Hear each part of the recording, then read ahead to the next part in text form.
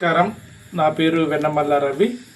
సుశ్రుత ప్రకృతి వైద్యాలయం మానస ప్రతిమలు ఈ రెండు యూట్యూబ్ ఛానల్ వీక్షిస్తున్న ప్రేక్షక దేవులకు నా ఇన్స్టాగ్రామ్, ఫేస్బుక్ ప్రతి ఒక్కరికి నాకు శిరసముందు. ఈరోజు కంప్యూటర్ యుగం అని, ఆధునిక యుగం అని ఎన్నో పరిగెత్తుంటే మానవుల్లో మనిషికి 64 కళల్లో ఒక నటన అనేది గొప్ప జీవితం కళ. అలాంటి నాటకాలను ప్రేమించి ఆదరించి ఈ ప్రపంచంలో బతికిస్తున్న తెలంగాణ రాష్ట్రము ఉమ్మడి వరంగల్ జిల్లా మహబూబాద్ జిల్లాలోని తొర్రూరు పట్టణంలో జరుగుతున్న గరుగుబావి వీధిలో జరుగుతున్న చైతన్య కళా సమాఖ్య ఆధ్వర్యంలో ఆ నాటక రంగాన్ని, ఆ కళా నైపుణ్యాన్ని బతికించడానికి అందరూ వీక్షిస్తున్న, అంతేకాకుండా ఇక్కడికి వచ్చిన అతిరథుల పెద్దలకు, అంతేకాకుండా ప్రేక్షక దేవుళ్లకు నాకు శిరసమునం తెలియజేస్తూ కళను బతికిస్తాం, మన యొక్క ఆయుష్ను పెంచుకుందాం. ఇదే మన లక్ష్య సాధనం.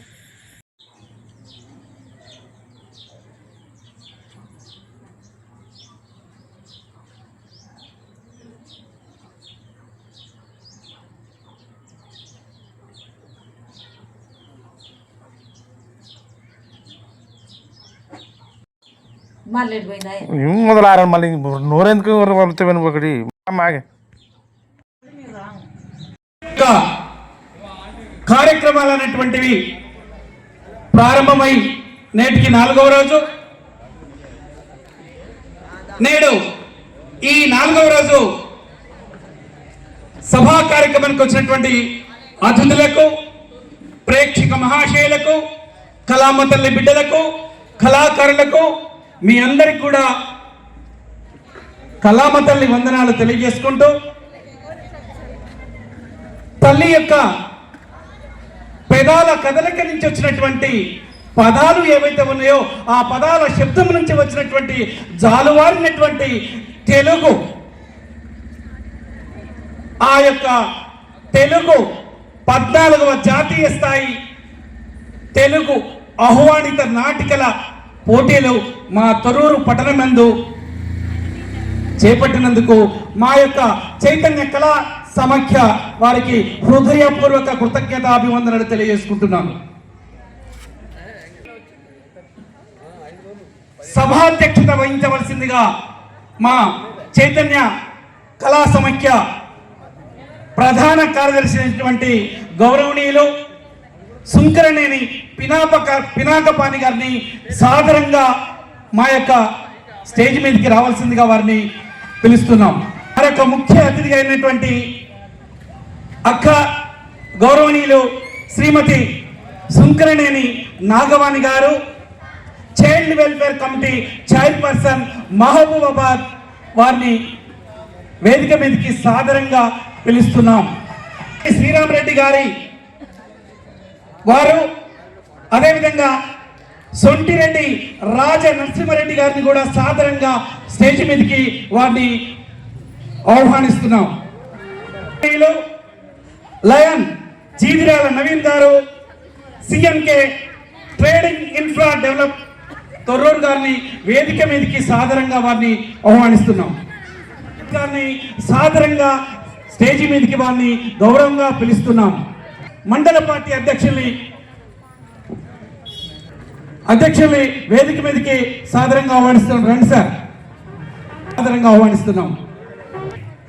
తెలుగు ఆహ్వానిత నాటక పోటీల్లో భాగంగా 4వ రోజు కార్యక్రమం సభా కార్యక్రమానికి వేదికపై ఉన్నటువంటి పెద్దలు, మహబూబాబాద్ జిల్లా చైల్డ్ వెల్ఫేర్ కమిటీ చైర్పర్సన్ సోదరి డాక్టర్ నాగవాణి గారికి, వేదికపై ఉన్నటువంటి పెద్దలు, ఈరోజు మన పారితోషిక దాత జన్నపరెడ్డి శ్రీరామరెడ్డి గారి యొక్క మామగారు సొంటిరెడ్డి రాజనరసింహారెడ్డి గారికి, వేదికపై ఉన్నటువంటి మాకు ఆప్తులు, మా చైతన్య కళా సమాఖ్యకి ఎప్పుడు కూడా చేదోడు వాళ్ళుగా ఉండేటువంటి అన్న మిత్ర శ్రీనాన్న గారికి, అదేవిధంగా మాకందరికీ ఎప్పుడు కూడా మార్గదర్శి మా సీతారామన్న గారికి, వేదికపై ఉన్నటువంటి పెద్దలు రవి గారికి, ఉపాధ్యాయుడిగా, అదేవిధంగా కళా పిప ఆశీనులై ఉన్నటువంటి ఈ కార్యక్రమాన్ని 4 రోజుల పాటు ఇప్పటికీ నిరవధికంగా న్యాయ నిర్ణేతలుగా వ్యవహరిస్తున్నటువంటి పెద్దలు, దాదాపుగా నారాయణమూర్తి గారి ప్రతి సినిమా లోపల కూడా వారు కనబడుతూ ఉంటారు, అమరేంద్ర గారికి. అదేవిధంగా ఎన్నో నాటికల్ని రాసి ఎంతో ప్రఖ్యాత రచయితగా పేరొందినటువంటి శశిమోహన్ గారికి మా యొక్క నమస్కారాలు తెలియజేసుకుంటూ, మా యొక్క చైతన్య కళా సమాఖ్య నిన్న మొన్న మాట్లాడుకున్న విధంగానే రంగస్థల పరిరక్షణకి కంకణం కట్టుకొని ఈ తరానికి ముందు తరానికి కూడా రంగస్థలం అంటే సమయాన్ని కూడా వెచ్చిస్తున్నారు. అంతకంటే అద్భుతమైన జీవితం ఉంది. ఎందుకంటే ఇవాళ సమాజంలో జరుగుతున్నటువంటి ప్రతి ఒక్క కోణాన్ని కూడా మన దగ్గర నటన ప్రదర్శన చేస్తున్నటువంటి కళాకారులు అవి అద్దం పట్టినట్టుగా మనకు నాటిక ద్వారా చూపెడుతున్నారు. గత 3 రోజుల నుంచి జరుగుతున్నటువంటి నాటికల్ని మీరందరూ కూడా చూస్తున్నారు. ఈరోజు సినిమా లోపల కూడా ఉన్నటువంటి పెద్ద పెద్ద క్యారెక్టర్ ఆర్టిస్టులు అయినటువంటి ఎంతోమంది కళాకారులు వారందరికీ కూడా రంగస్థలమే ఓనమాలు దిద్దింది. ఇవాళ చాలామంది కోట శ్రీనివాసరావు గారు అయితేనేమి, బ్రహ్మానందం గారు అయితేనేమి, లేకపోతే అన్నపూర్ణ గారు, మన తెలంగాణ శకుంతల గారు, జూనియర్ వేణుమాధవ్ గారు, ఇలాంటి ఎంతోమంది అద్భుతమైనటువంటి యాక్టర్లందరూ కూడా రంగస్థలం, ముఖ్యంగా మన చైతన్య కళా సమాఖ్య వేదిక పైన కూడా వారందరూ కూడా మరి ఆడడం జరిగింది నాటకాల్ని. అంటే రేపు వెండితెర బుల్లితెరకు కూడా ఎవరు కావాలి అంటే రంగస్థలం పైన ఉన్నటువంటి ఆ యొక్క సీనియర్ నటులే వాళ్ళకి కావాలి. దానికి ఎక్కడ ఓనమాలు అంటే రంగస్థలం మీద.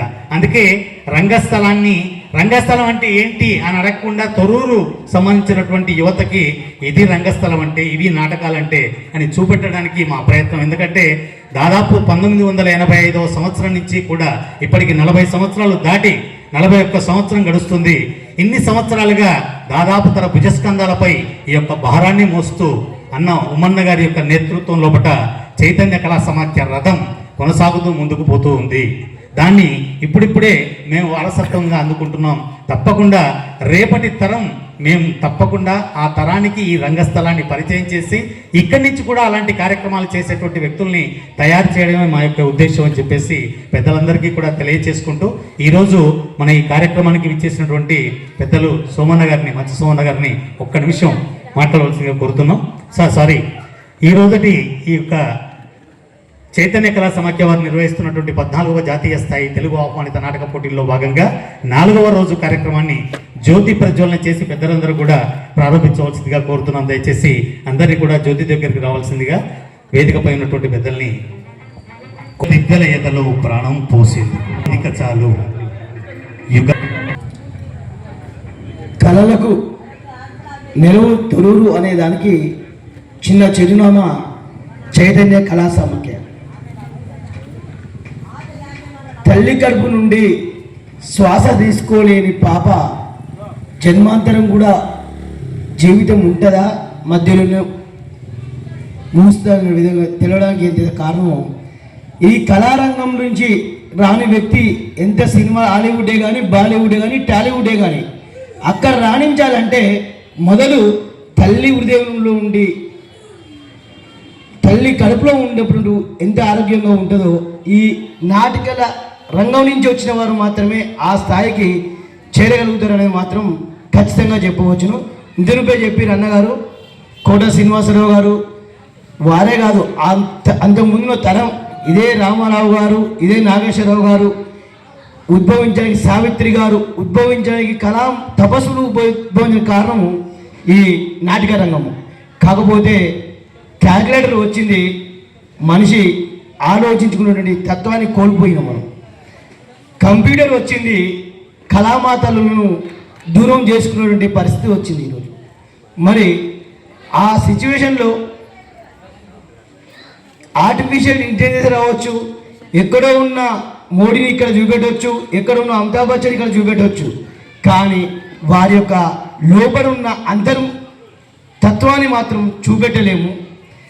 అలాంటి వాటిని చూపెట్టాలి ముందు తరాలకు అంటే ఇలాంటి కళా సమాఖ్యలు, ఇలాంటి కళను పోషించే వారు నిండు నూరేళ్లతో వర్ధిల్లి ఐశ్వర్యం అష్టైశ్వర్యాలతో ఉండి వారు ఇంకా దీనిని 40 సంవత్సరాలు కాదు ఇంకొక 100 సంవత్సరాలు ముందు తీసుకెళ్లేటువంటి శక్తులు వాళ్ళకు ఆ దేవుడు ప్రసాదించాలని కోరుతూ ఈ అవకాశం ఇచ్చినందుకు థ్యాంక్ యూ సార్.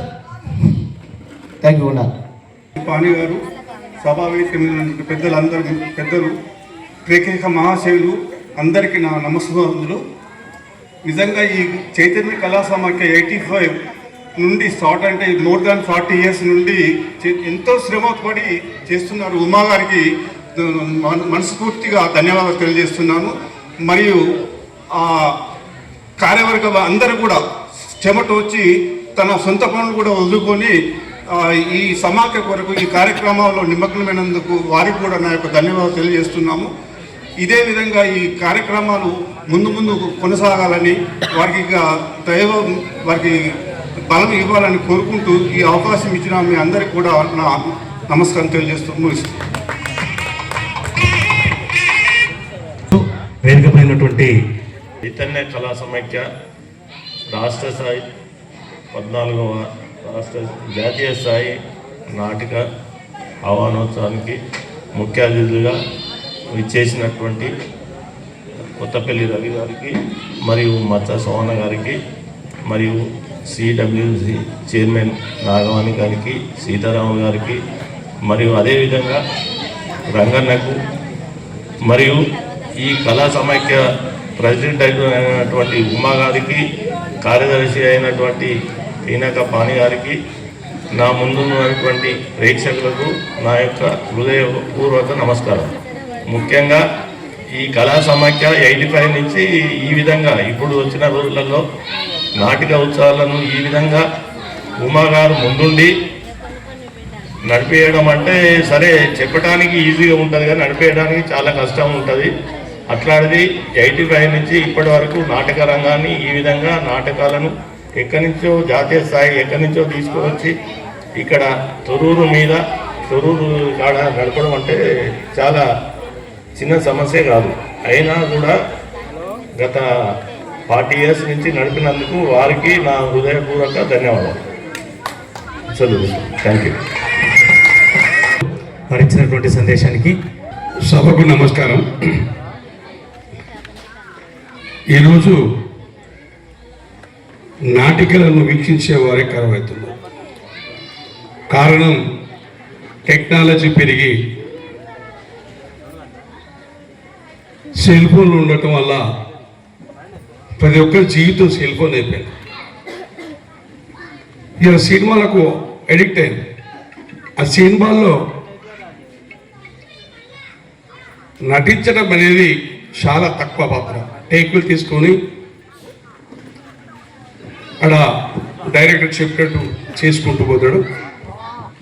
ఈ నాటిక వారు చెప్పాలనుకున్నది థీమ్ ఏదైతే ఒకేసారి ప్రదర్శించే అవకాశం ఉంది. అంటే నటనను ఎక్స్పోజ్ చేసే అవకాశం ఉంది ఒక నాటక రంగం. అలాంటి నాటక రంగానికి ఇవాళ వాస్తవంగా చెప్పుకుంటే ఎక్కడ నిర్వహిస్తున్నారో ఎలా నిర్వహిస్తున్నారో కూడా తెలియదు. ఈ పరిస్థితుల్లో సోదరుడు మొన్న 40 సంవత్సరాలుగా నాటిక పోటీ నిర్వహించిన 2 రాష్ట్రాల స్థాయిలో నాటిక పోటీ నిర్వహించిన ఒక యజ్ఞం ఉంది. దీనికి నాటికలు వేసేవారిని సంతృప్తిపరిచి నాటకానికి ఇక్కడ ఆహ్వానించాలి, వారికి ఏర్పాట్లు చేయాలి, డయాస్ ఏర్పాటు చేయాలి, దీనికి అయ్యే పారితోషిక దాతలు కూడా సెలెక్ట్ చేసుకోవాలి. ఇవన్నీ చాలా కష్టమైనవి.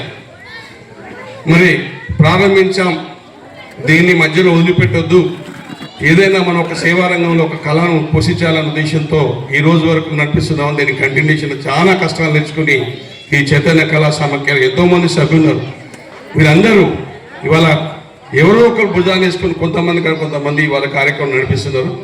తమ్ముడు పినాకపాని చెప్తూ ఇంకో తరం కలిస్తున్నాం, పాని నువ్వే ఇంకో తరం, ఉమ్మన తరం కాదు నీకు ఉమ్మనకు ఒక తరం డిఫరెన్స్ ఉంది.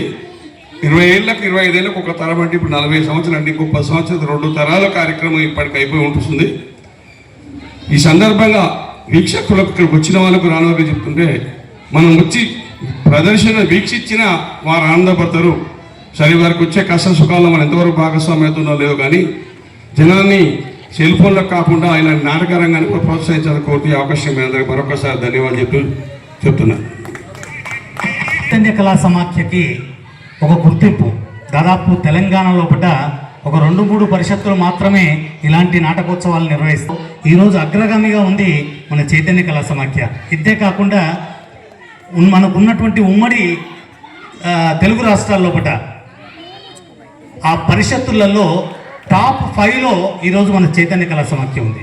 అంటే ఈ వేదిక పైన నాటక వెయ్యాలి అనేటువంటి ఉద్దేశం ప్రతి కళాకారుడు కూడా ఉంటుంది. అంటే ఇక్కడ సెలెక్ట్ అయిందంటే వాళ్ళు చాలా గొప్పగా ఊహించుకుంటారు. అట్లని చెప్పేసి నాటకాలు వేస్తున్నటువంటి వాళ్ళు మామూలు వ్యక్తులు కాదు. ఈ వేదిక పైన మన విశాఖపట్నం స్టీల్ ప్లాంట్ GM గారు కూడా ఇక్కడ నాటకేశారు. అంటే అంత పెద్ద వ్యక్తులు కూడా ఇక్కడికి వచ్చారు. ఇవాళ వస్తున్నటువంటి వాళ్ళు కూడా అందరూ కూడా టీవీ లోపల సినిమాల లోపల మీరు చూస్తుంటే కనపడుతుంది, వాళ్ళందరూ కూడా దాంట్లో కనపడే వాళ్ళే. అయినా వాళ్ళు ఎందుకు వదిలిపెట్టట్లేదు రంగస్థలాన్ని? ఎందుకంటే ఇక్కడే వాళ్ళకి ఓనమాలు, ఇక్కడే తర్వాత ఆ మిగతా సంబంధించినటువంటి అన్ని విషయాలు కూడా అర్థమవుతాయి కాబట్టి ఇక్కడి నుంచి మొదలు పెడుతున్నారు. దయచేసి దాన్ని గుర్తు చేసినందుకు. ఇంకొక విషయం ఏంటంటే పారితోషికం అనేది మన దగ్గర కళా పోషకులు చాలామంది ఉన్నారండి. కానీ ఇలాంటి కార్యక్రమాలు నిర్వహించాలి అంటే మాత్రం ఇదొక పెద్ద యజ్ఞం, ఇదొక పెద్ద తపస్సు. మాకు దాదాపుగా నేను ప్రతిరోజు చెప్తున్నా, ఇవాళ కూడా మేము చెప్తున్నాం, మాకు ప్రతి సంవత్సరం ప్రసూతి వైరాగ్యమే. ప్రసూతి వైరాగ్యం అంటే ఆ ప్రోగ్రాం అయిపోగానే ఉమ్మన్నా ఇవి వద్దన్నా నెక్స్ట్ ఇయర్ ఇక ఇక్కడితో ఆపుదాం. మళ్ళీ జనవరి రాగానే 1st, 2nd వీకులు స్టార్ట్ అయ్యగానే మళ్ళీ ఏం చేద్దాం, ఎవరికి వెళ్దాం, ఎట్లా చేద్దాం, చలో డేట్ ఫిక్స్ చేయండి. నాటికలు ఏం తీసుకుందాం, ఒక 40-50 నాటికల్ని చూసి దాంట్లోంచి విభిన్నమైనటువంటి నాటికల్ని ఎంచుకొని మీ ముందు ప్రదర్శన చేయిస్తున్నాం అంటే ఇది మామూలు విషయం కాదు. అయితే మేము ఇచ్చేది పారితోషికం కళా పోషకుల ద్వారా కేవలం 20,000 రూపాయలు. కానీ ఆ నాటిక వేయడానికి దాదాపుగా ఒక 35 నుంచి 40,000 ఖర్చు పెట్టుకొని ఇక్కడికి వచ్చి నాటికేస్తున్నారు వాళ్ళు. అంటే వాళ్ళ తృష్ణ ఏంటి, దాన్ని మనం గుర్తించాలని చెప్పేసి తొరూరు ప్రేక్షకులను నేను కోరుకుంటూ వేదికపై ఉన్నటువంటి మరొక అతిథులు కొత్తపల్లి రవి గారిని ఒక్క నిమిషం మాట్లాడవలసిన కోరుతున్నాం. 40 సంవత్సరాలుగా పట్టువదలని విక్రమార్కుళ్ళ చైతన్య కళా సమైక్యను నడిపిస్తున్న అన్న ఉమన్నకి, ఉమన్న టీంకి ముందుగా ధన్యవాదాలు తెలియజేస్తూ ఉన్నాం. కళ కోసం కాదు, కళ ప్రజల కోసం. కళకు కూడా వర్గ స్వభావం ఉంటుంది. ఆ వర్గ స్వభావం ఉన్న కళలు ప్రజలు ఆదరిస్తారు, ప్రజలు సొంతం చేసుకుంటారు. ప్రజల నాలుకల్లో అవి చిరస్థాయిగా చిరంజీవిగా నిలబడి ఉంటాయి. అందుకే కళ కోసం కాదు, కళ ప్రజల కోసం అనే ఒక ప్రఖ్యాత నినాదాన్ని ఇక్కడ మనం ప్రస్తావించుకుంటున్నాం. మనందరం అనుకున్నట్టుగా యువతరం అంతా సెల్ ఫోన్లలో ఉన్నమాట నిజమే, కానీ ఆ సెల్ ఫోన్లు పక్కన పెట్టి మళ్ళీ పుస్తకాలు చదువుతున్న వాళ్ళ సంఖ్య చాలా వేగంగా పెరుగుతూ ఉంది. ఒక కాంపిటేటివ్ ఎగ్జామ్స్ ప్రిపేర్ అవ్వటానికే కాదు లైబ్రరీలకు పోయేది, వాళ్ళలో ఉన్న నాలెడ్జ్ని పెంపొందించుకోవటానికి కూడా చాలామంది మళ్ళీ గ్రంథాలయాల మెట్లెక్కుతున్న పరిస్థితి ఉంది. అదే రకంగా కళలు, నాటకాలను కూడా ఆదరించడానికి, అభివృద్ధి చేసుకోవటానికి, వాటి పట్ల కొంత అభిమానాన్ని, అది మన నిజ జీవితంలో భాగంగా ఆ నాటకాలు, కళారంగాలు ఉంటున్నాయనే ఒక వాస్తవిక విషయాన్ని ఈరోజు గ్రహించే వారి సంఖ్య చాలా వేగంగా పెరుగుతుంది. అది మీరు అందరూ గమనించారా లేదో, నాకైతే కొన్ని చోట్ల అట్లా నా దృష్టికి కూడా వచ్చిన విషయాన్ని ఇక్కడ ప్రస్తావిస్తున్నా. ఈ కళారంగం మళ్ళీ భవిష్యత్తు ఖచ్చితంగా ఉంటుంది. మన నిజ జీవితంలో మనం ఎదుర్కొంటున్న అనేక సమస్యల్ని ఈ నాటకాలు కానీ, కథలు కానీ, కథానికలు కానీ పరిష్కారం చూపుతున్న పరిస్థితి ఉంది. మనమంతా ఇప్పటి వరకు ఏదైతే ఒక మనది కానీ, మన జీవితాల్ని, మనవి కానీ, మన ఆలోచనల్ని మన మీద రుద్దబడుతున్నాయో ఆ రుద్దబడుతున్న ఆలోచనల నుంచి వాస్తవిక ఆలోచనల వైపు మనమంతా ఆలోచిస్తున్నాం. ఆ వైపుగా ఈరోజు కళలు కూడా, నాటకాలు, కళారంగాలు, రంగస్థలాలు, అంతరించిపోయిన సురభి లాంటి సంస్థలు మళ్ళీ పునర్జీవనాన్ని పోసుకొని ప్రజల మధ్యలో ప్రజల సమస్యలను ఇతివృత్తంగా తీసుకొని గ్రామాన మళ్ళీ ఈ కళలకు మంచి ఆదరణ, గుర్తింపు వస్తుందని చెప్పి ఒక నమ్మకం, ప్రగాఢ విశ్వాసం ఉంది.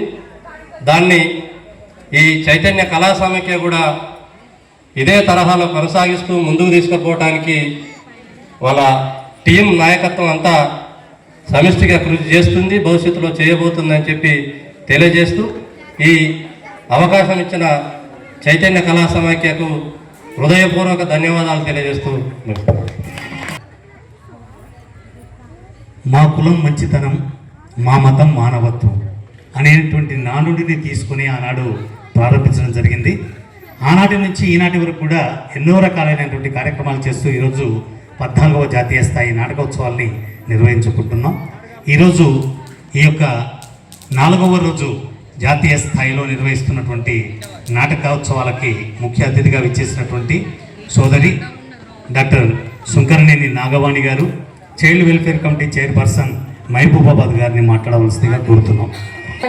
జాతీయ స్థాయి చైతన్య కళా సమైక్య వారిచే నిర్వహించబడుతున్నటువంటి ఈ కార్యక్రమానికి ప్రిసైడింగ్ ఆఫీసర్ అన్నయ్య పినాకపాణి గారు, అదేవిధంగా వేదిక మీద ఉన్నటువంటి పెద్దలు, వేదిక ముందున్నటువంటి పెద్దలు, ముఖ్యంగా న్యాయ నిర్ణేతలుగా వచ్చినటువంటి పెద్దలు ఉమన్న గారికి, అదేవిధంగా రాజు జనార్దన్ రాజు గారికి, అందరికీ నమస్కారం. ఈ మధ్యకాలంలో నేను దాదాపుగా ఒక 40-50 స్కూల్స్ విజిట్ చేశానండి. స్కూల్స్ విజిట్ అంటే యాన్యువల్ డే సెలబ్రేషన్స్కి విజిట్ చేస్తే ఎక్కడన్నా ఒక్క దగ్గరన్నా ఒక నాటకం అనేది పిల్లలు ప్రదర్శిస్తారేమో అని ఆశగా ఎదురు చూశాను. కానీ ఎక్కడ కూడా స్కిట్ లాంటివి కూడా ఎక్కడ కూడా చేయట్లేదు. పిల్లలకి ఎంతసేపటికి డిజే సౌండ్స్ పెట్టడం, డ్యాన్సులు చేయడం తప్ప ఎక్కడ కూడా నాటకం వేయాలనేటువంటి కల్చర్ అనేది ఎక్కడ కూడా డెవలప్ కావట్లేదు. కనీసం ఇలాంటి కార్యక్రమాలను చూస్తూ అయినా, ఇక్కడ చేస్తున్నటువంటి కార్యక్రమాలను చూస్తూ అయినా, ఎందుకంటే నాటకం అనేది ఒక సమాజంలో ఉండేటువంటి ఎన్నో రకాలైనటువంటి సమస్యలకు పరిష్కారం చూపించేటువంటి ఒక గొప్పనైనటువంటి అవకాశం. సమాజంలో ఎన్నో రకాలైనటువంటి సమస్యలను చూస్తున్నాం. వాటిని కనుక ప్రజల్లోకి తీసుకెళ్ళాలి, వాటి మీద ఏ విధంగా పోరాటం చేయాలి, వాటిని ఏ విధంగా అరికట్టాలంటే కంపల్సరీ మనకు ఈ నాటకం అనేది ఉపయోగపడుతుంది. కానీ అలాంటి నాటకం అనేది నాటక రంగమే ఇప్పుడు కనుమరుగైపోయింది. కనుమరుగైనటువంటి ఈ నాటకాన్ని మన తొర్రూరులో చైతన్య కళా సమైక్య ఆధ్వర్యంలో ప్రతి సంవత్సరం, నేనైతే ప్రతి సంవత్సరం అంటాను, ఉమ్మన్నతో పానన్నతో, ఎందుకు మీకు ఇంత ఆరాటం ఏంది, ఇంత టెన్షన్ ఏంది, మీకు అవసరమా అని అంటే, లేదు చెయ్యాలి, ఆపొద్దు. నిజంగా ఉమ్మన్న ఈ ఏజ్లో కూడా ఏదో ఒకటి చేయించాలి, తప్పకుండా దీన్ని కొనసాగించాలనేటువంటి మీ ఆరాటం అనేది మళ్ళీ ఇక్కడ మనకు పునరుజ్జీవం వస్తుంది, నాటక రంగానికి అనిపిస్తుంది. పిల్లలు, ముఖ్యంగా ఇంతమంది పిల్లలు ఇక్కడికి వచ్చి చూస్తున్నారు. ఈరోజు ప్రపంచమంతా కూడా సెల్ ఫోన్కి అంకితమైపోయింది. ప్రపంచంలో ఏం జరుగుతుందో మనం సెల్ ఫోన్లో చూడొచ్చు. కానీ ఈ నాటకం వేసేటువంటి శక్తి మాత్రం కేవలం కళాకారులకే ఉంటుంది. సినిమాలో నటించడం అనేది ఎన్నో టేకులు తీసుకొని ఎంతోమంది నటించగలుగుతారు. కానీ నాటకం వేయాలంటే మొహంలో భావం కనిపించాలి, at the same time dialogue రావాలి, ఎక్స్ప్రెషన్స్ అన్నీ కూడా చూపించాలి. దానికి ఏ టేకులు ఉండకుండా ఎటే టైంలో చూపించాలంటే అది సాధ్యమయ్యేటువంటి విషయం కాదు. అటువంటి సాధ్యం కానటువంటి దాన్ని సాధ్యం చేసేదే ఈ నాటక రంగం. దీని ద్వారా ఎంతోమంది సినీ ప్రముఖులుగా ఎదిగినటువంటి విషయం మనకందరికీ తెలిసిందే.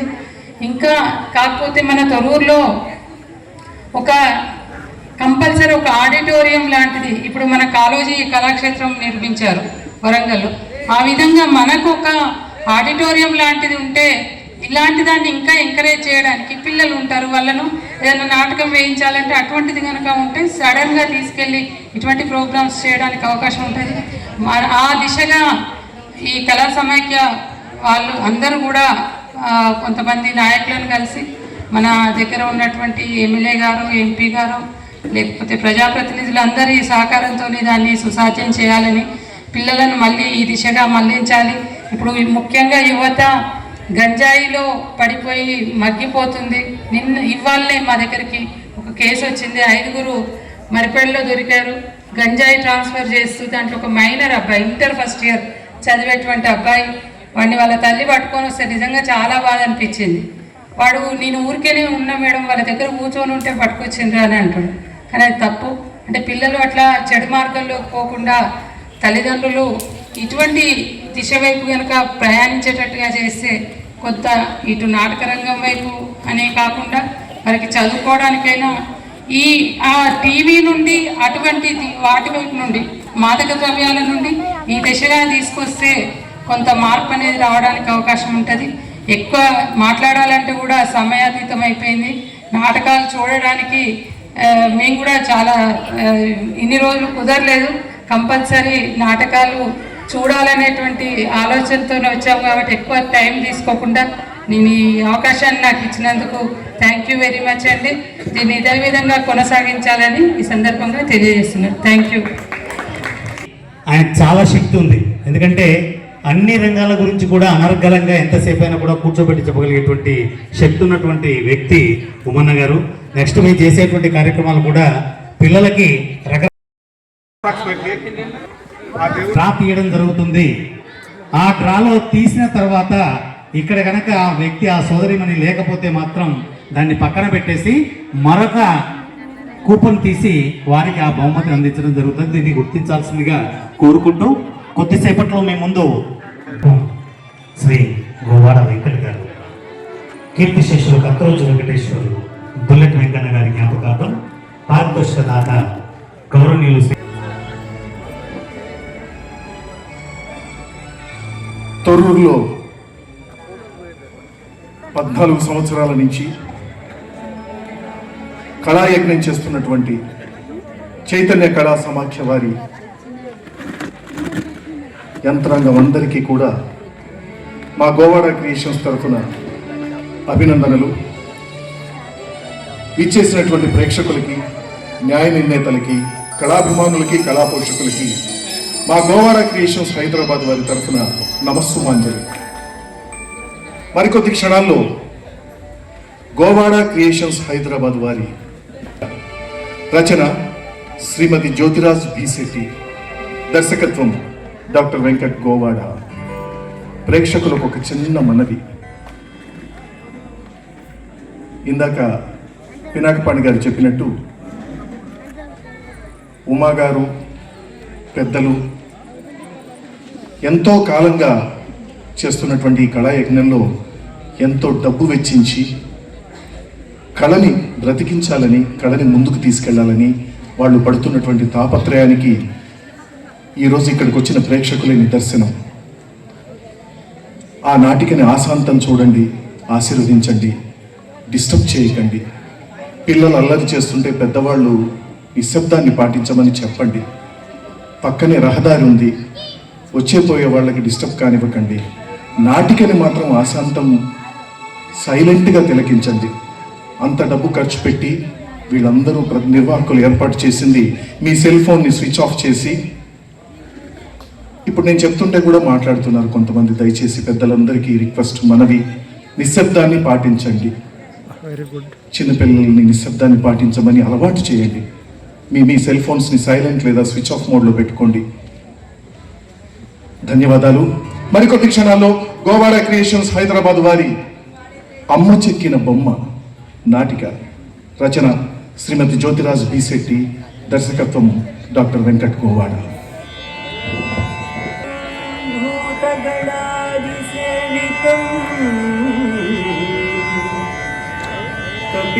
జంబూ ఫలసార భక్షణం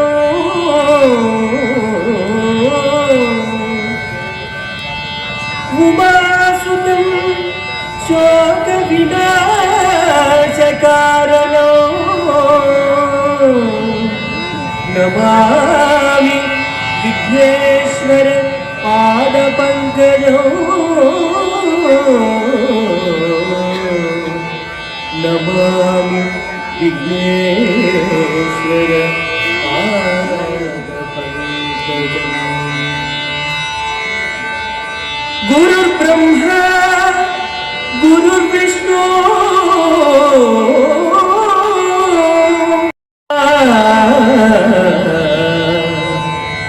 తస్మై శ్రీ గురవే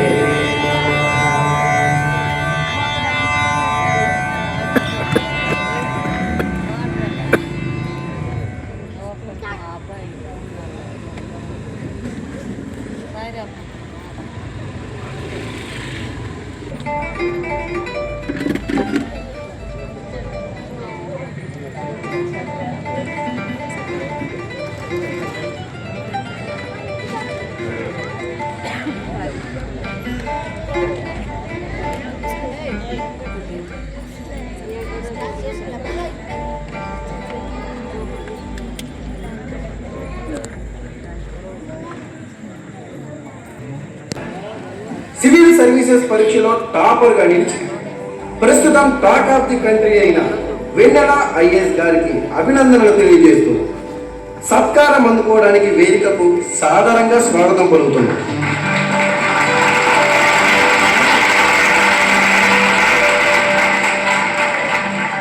అందరికీ నమస్కారం. నన్ను సత్కరించాలనుకున్న మీ గొప్పతనానికి ధన్యురాలు. ఈ సత్కారాన్ని స్వీకరించే ముందు మీ అందరికీ ఒక కథ చెప్పాలి. ఆ కథకి ఈ సందర్భానికి ఎంతో అనుబంధం ఉంది. అందుకే ఆ కథను మీ అందరికీ తెలియజేయాలి. దయచేసి వినండి. ఆ కథ శశిధర్. శశిధర్ అందరిలా అమ్మా నాన్నల ముద్దుల కొడుకు. శశిధర్కి చిన్నప్పుడు అమ్మ ఎన్నో కథలు చెప్పేది. కానీ ఇది అమ్మ చెప్పిన కథ కాదు, ఓ బొమ్మ చెప్పిన కథ.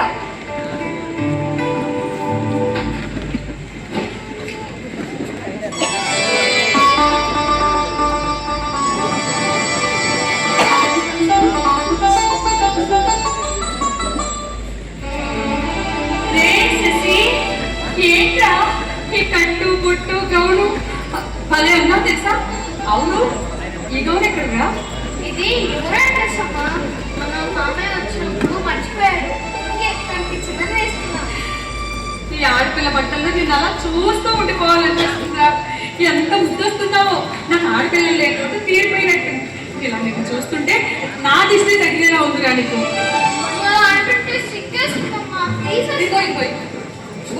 నాన్న వచ్చే టైం అయింది కదా, నాన్నకి చూపించాక తీసేద్దుగా, సరేనా? నాన్నేమి అనరు, నాన్నని ఆట పట్టిద్దాం, సరేనా?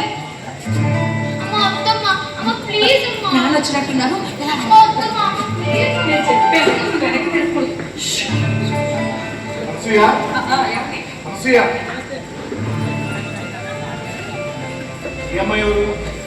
పక్కింటి వైపు అమ్మాయండి. శశి ఎక్కడ? శశి శశి శశి ఎక్కడున్నాడు? వాడు పిలుస్తున్నప్పుడు అక్కడే. రే శశి శశి శశి ఏంట్రా ఈ గంట పారపిల్లలాగా భలే ఉన్నారా? వాడే తయారయ్యాడు, భలే బాగుంటాడు కదా. నా కొడుకు హీరోని ఏ గెటప్ వేస్తే వీడు బాగుంటాడు. వీడు నా యువరాజు. ఇంతకీ ఈ డ్రెస్ ఎక్కడిది? అది మా యువరాణి బావా. ఎక్కడ పోయిందా అని వెతికాం. ఇక్కడుందా? అల్లుడు భలే రెడీ అవరా బావా. మా యువరానికి తగ్గ యువరాజే మీ వాడు. శేషు అప్పుడే వర్షం వరకు వచ్చేసింది వ్యవహారం. బావా అంటావు. మనం ఎప్పటికైనా కలిసి ఉండాల్సిన వాళ్ళం. పైగా వర్షం కలపకపోతే అక్క ఊరుకోదు. ఏమక్క? నానే ఉంది బాబు, అంతా మీ బావగారి ఇష్టమే.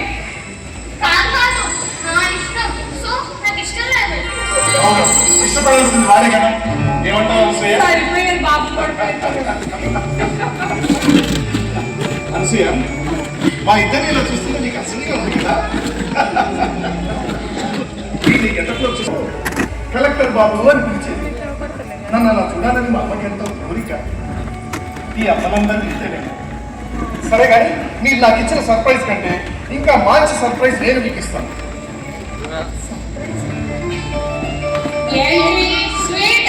స్వీట్ కాదు, స్వీట్ లాంటి కబురు. అసియా వీడు ఒలింపియాడ్ ఎగ్జామ్ రాశాడు కదా, దాంట్లో స్కూల్ ఫస్ట్ వచ్చాడంట. స్కూల్ వాళ్ళు మెసేజ్ పెట్టారు, యాన్యువల్ డే రోజు వీడికి గోల్డ్ మెడల్ ఇస్తారంట. కంగ్రాచులేషన్స్ రా.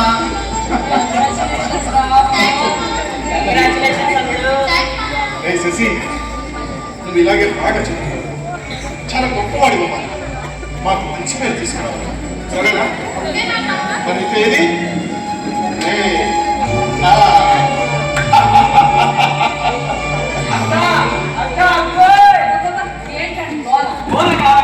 మనం ఈ ఆనందంలో మునిగిపోయి నువ్వు టైం చూడడమే మర్చిపోయావు. అల్లుడు కూర్చొని టైం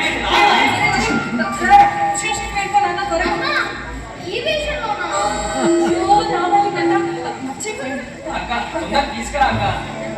బావా ఈరోజు నాకు తప్పేలా లేదు బావా. ట్యూషన్ టీచర్ బావా, వాడిని లేట్ తీసుకెళ్ళానుకో నన్ను పెడుతుంది. అసలు నీకు టైం వచ్చిందా లేదా అని చెప్తున్నాయి. అక్కడ చూడండి, ఒరే యూట్రెస్ సోమరిపోతా అని వంక పెట్టి మరీ తింటుంది బావా నన్ను. అందులో తప్పే ఉంది, నిజమే కదా మమ్మల్ని. బావా నువ్వు కూడా ఆ ట్యూషన్ టీచర్ తిట్టినట్టు ఎప్పుడు నా పిల్లలు కూడా నన్ను అలా తిట్టలేదు బావా. మీ ఆవిడకి బాగా తిట్టమని నేను చెప్తాను కానీ త్వరగా తీసుకెళ్ళిపోరా. టీచర్కి నేను బాగా అలసైపోయానాక వెళ్దాం.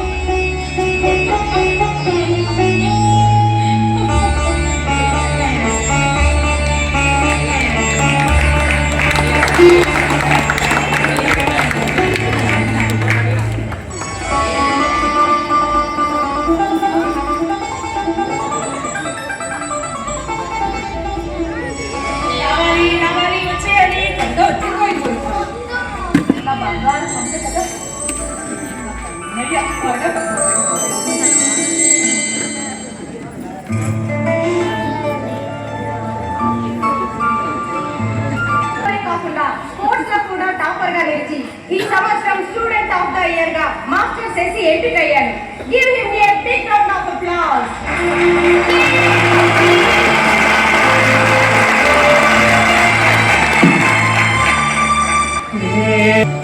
పిప్పల బతున్నప్పుడు పిప్పల బతున్నప్పుడు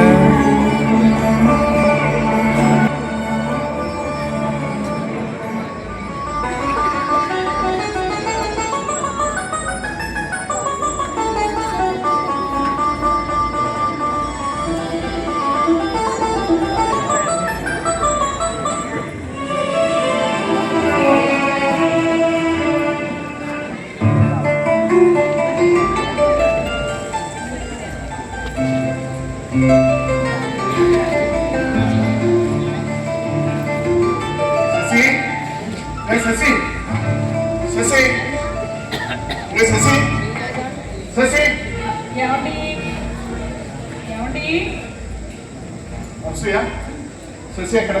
ఇప్పుడే హోంవర్క్ కంప్లీట్ చేసుకొని ఆడుకోవడానికి వెళ్ళాడు. ఆడుకోవడానికి? అమ్మాయి చూడ అబ్బాయి చూడ. ఏంటండి ఏమైంది? ఏమైందా? వాళ్ళ స్కూల్ ప్రిన్సిపల్ ఫోన్ చేస్తే స్కూల్ కాడ వస్తున్నాం. ఓహో అదే విషయం. కోపం నటించి సర్ప్రైజ్ చేసి చాలేదు. మన శశి ఖచ్చితంగా ఏ కాంపిటీషన్లో ఫస్ట్ వచ్చుంటారు. చెప్పండి, స్కూల్ లెవెల్లోనా, స్టేట్ లెవెల్లోనా, నేషనల్ లెవెల్లోనా మన అబ్బాయి ఎందులో ఫస్ట్ వచ్చాడండి? అమ్మాయిల వెంట తిరగడంలో ఫస్ట్ వచ్చాడంటే నీకు ఏంటంటే నిజం నిజం వస్తుగా వాడు అమ్మాయి పక్కనే కూర్చుంటున్నాడంట. అమ్మాయి వెంట తిరుగుతున్నాడంట. ఈ విషయాన్ని గమనించిన టీచర్లు వాడిని మందలించినా వాడు తెలియలేదంట. దాంతో వాళ్ళు వెళ్ళి ప్రిన్సిపాల్ కంప్లైంట్ చేశారు. ప్రిన్సిపాల్ ఏమో నన్ను పిలిచి మీ వాడిని కంట్రోల్లో పెంచుతారా లేకపోతే టీసీ ఇచ్చి పంపించేయమంటారా అని చివాట్లు పెట్టి. శశి అలాంటి వాడు కాదండి, నాకెందుకు నమ్మకంగా లేదు. అమ్మో నమ్మలే మనసుగా, దాన్నే గుడ్డి ప్రేమ అని అంటారు.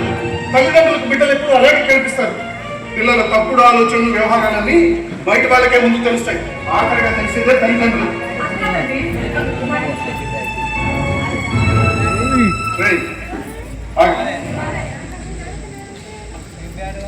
ఏంటన్నా మరి అంత అమాయకంగా ఫేస్ పెట్టా? నువ్వేం చేసావో నాకు తెలిసిపోయింది. అంత యాక్టింగ్ వద్దురా. అమ్మాయిల వెనకాల తిరుగుతున్నావు అంటే ఓ అనసూయ, అందుకే నేను నాకు నిక్కలు కాదు ప్యాంటు కావాలి అని అడిగాడు.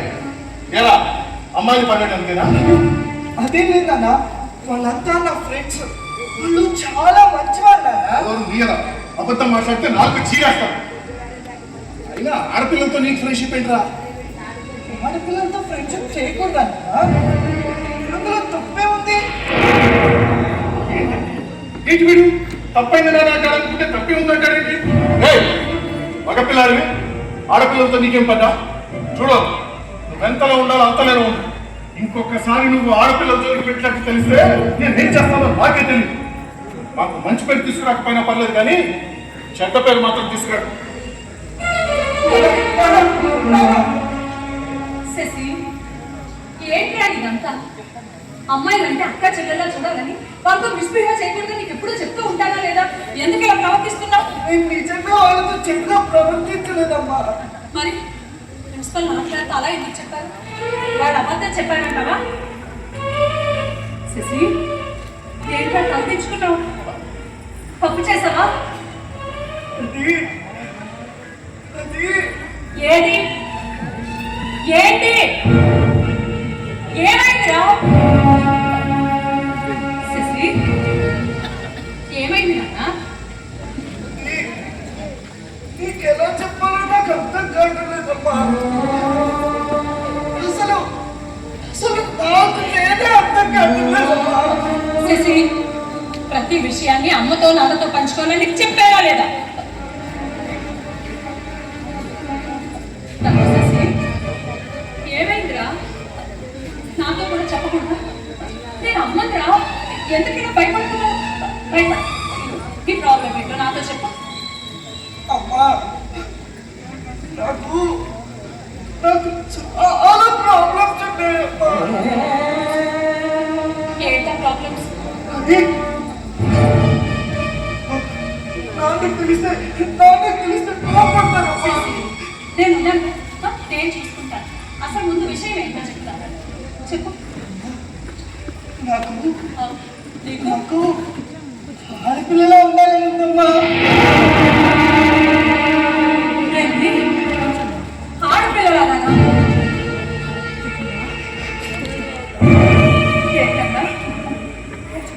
ఆడపిల్ల పర్వాలేదు, అమ్మతో చెప్పినాను. అవునమ్మా, నాకు ఆడపిల్లలాగా బట్టలు వేసుకోవాలని, ఆడపిల్లలాగా గుడ్డు పెట్టుకోవాలని, ఆడపిల్లలాగా గాజులు వేసుకోవాలని, ఆడపిల్లలాగా కాటుక పెట్టుకోవాలని, ఆడపిల్లలాగా మిద్దెలు పెట్టుకోవాలని, ఆడపిల్ల కూడా పోయినవరా? చెడు వేసుకోవాలని, పువ్వులు కూడా పెట్టుకోవాలని ఉందమ్మా. ఆడపిల్లలు చేసే అన్ని పనులు చేయాలని ఉందమ్మా.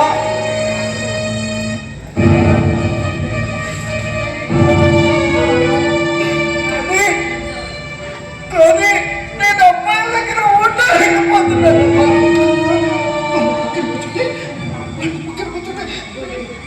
చాలా ఇబ్బందిగా ఉందమ్మా.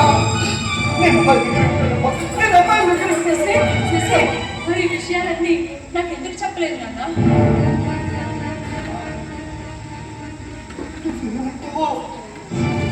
తిడతానేమో అని చెప్పలేదమ్మా. నాకు స్కూల్లో చాలా అవమానాలమ్మా. అందరూ నన్ను అదోలా చూస్తున్నారమ్మా, ఏడిపిస్తున్నారమ్మా. నాకు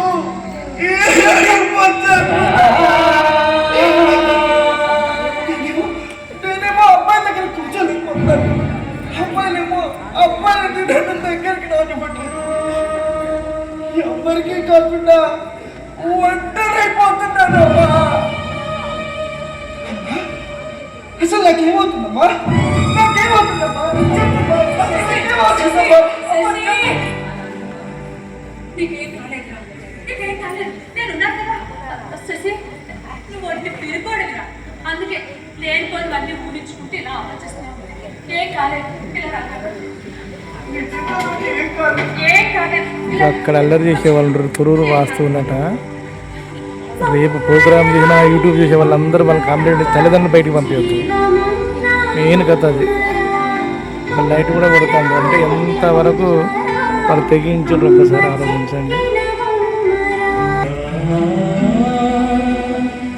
శశి, బోర్డ్ ఎగ్జామ్స్ బాగా చదువుకోవాలి. లేనా నువ్వు ఎప్పటిలాగానే బాగా చదువుకొని ఫస్ట్ రావాలి, సరేనా? చదువుకోవాలి.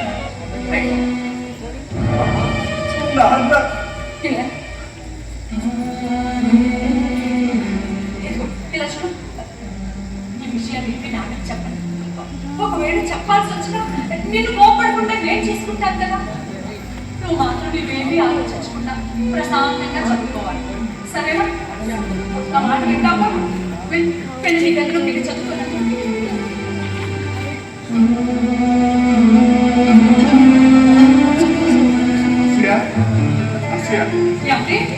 ఎక్కడికండి లగేజ్ తో బయలుదేరారు?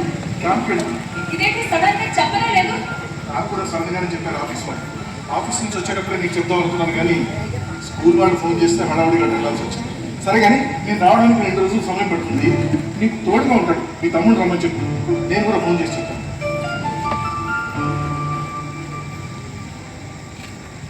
అనసూయ, శశి జాగ్రత్త.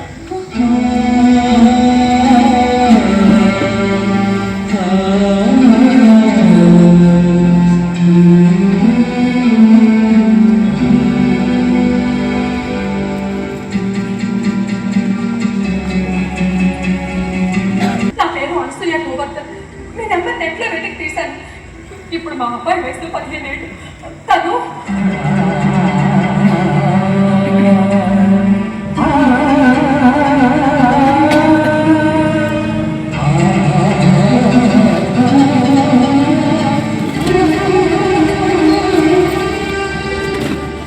ఈ విషయం మీకు ఎప్పుడు తెలిసింది? చెప్పే డాక్టర్, ఇది హార్మోనల్ ఇంబ్యాలెన్స్ వల్ల వచ్చే సమస్య. మీ అబ్బాయి ప్రస్తుతం ఆలోచన దగ్గరే ఉన్నాడా? అవన్నీ ఆచరిస్తున్నాడా? తెలుసుకోవాలి. ఈ క్షణం నుండి తన ప్రతి మూమెంట్ మీరు గమనించాలి. ఆలోచన వరకే ఉంటే కౌన్సిలింగ్ ఇద్దాం. కౌన్సిలింగ్ ద్వారా ఖచ్చితంగా మార్చుకుంటారు. చనిపోవాలనుకునే వాళ్ళు కూడా కౌన్సిలింగ్ ఇచ్చి బ్రతికించుకుంటాం. లైఫ్ ఇస్ ప్రీషియస్ అని చెప్పి వాళ్ళకి జీవితం మీద ఆశలు కల్పిస్తుంటాం. మీ అబ్బాయి ఏ స్టేజ్లో ఉన్నాడో తెలిస్తే దానికి తగ్గట్టే కౌన్సిలింగ్ ఇద్దాం. మీరు అతన్ని జాగ్రత్తగా గమనించండి. నాకు టచ్లో ఉండండి.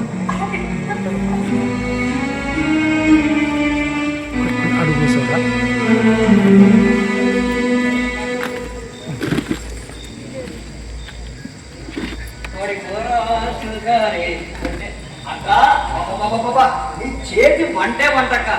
బిర్యానీ పొద్దుటైనా కానీ సూపర్ ఉంది అక్క. నా కూతురు ఈ ఇంటి కోడలయ్యాక నీ చేతి వంట తిని సుఖంగా ఉంటుందక్క. అప్పుడే పడుకున్నాడే, 11 అయింది, పడుకోవాలి అక్క. నేను ఇక్కడ పడుకుంటా, నువ్వు వెళ్ళి లోపల పడుకో, ఓకేనా అక్క? ఏమైందక్క? నేను ఇక్కడ పడుకుంటా, నువ్వు వెళ్ళి లోపల పడుకో. నువ్వు పడుకో, నేను పడుకుంటా.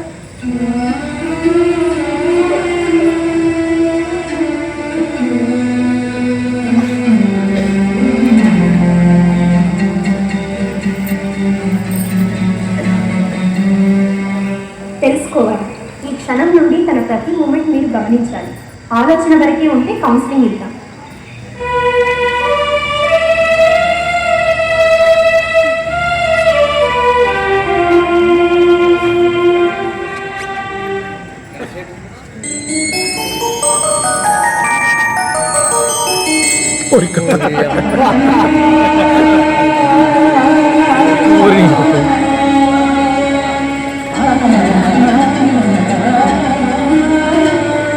ஒரு மேனமால எத்தார நாயனா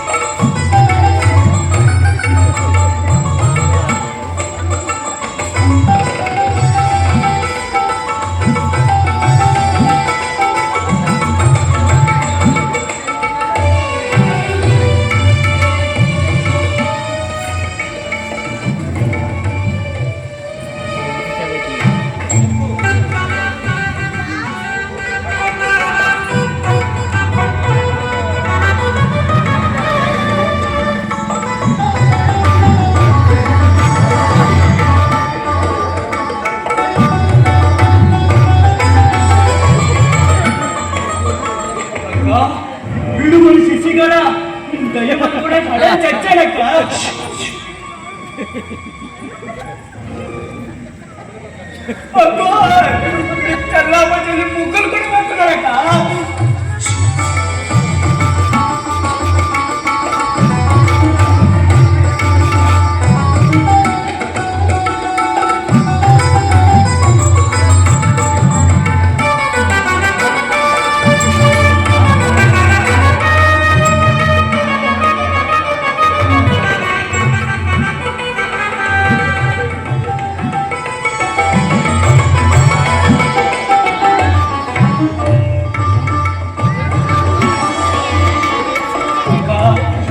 ఏదో గాలో దూలో సోకిందక్క. వెంటనే మంత్రగాన్ని పిలిపించి శుద్ర పూజలు చేయించి అయితో మంత్రము కట్టించేద్దాం. అవునక్క, వీడికి ఏమైంటుందంటావు? అదే నాకు అర్థం కావట్లేదు. నాకు మాత్రం కొంచెం కొంచెం అర్థమవుతుందక్క. మీ ఇంటికి రావాల్సింది కోడలు కాదు, అల్లుడు. అవునక్క, ఈ విషయం బాగా తెలుసా? తెలియదురా. ఒరే దేవుడు!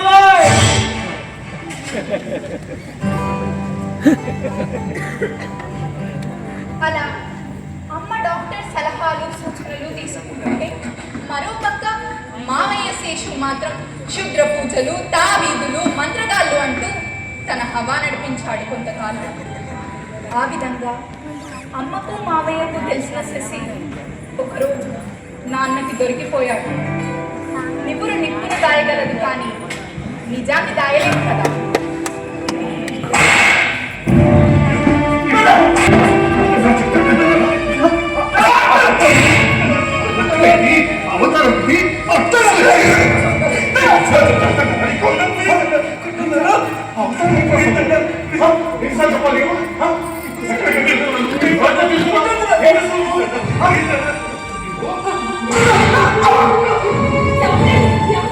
వాళ్ళు ఎందుకండి అలా కొడుతున్నారు? ఏమైందంటే ఏమైందా?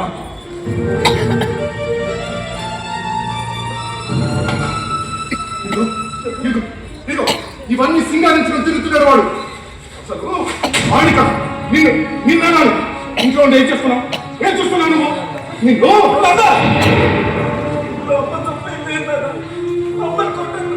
అవును, నిన్ను కంట్రోల్లో పెంచకపోవడం నాది తప్పు.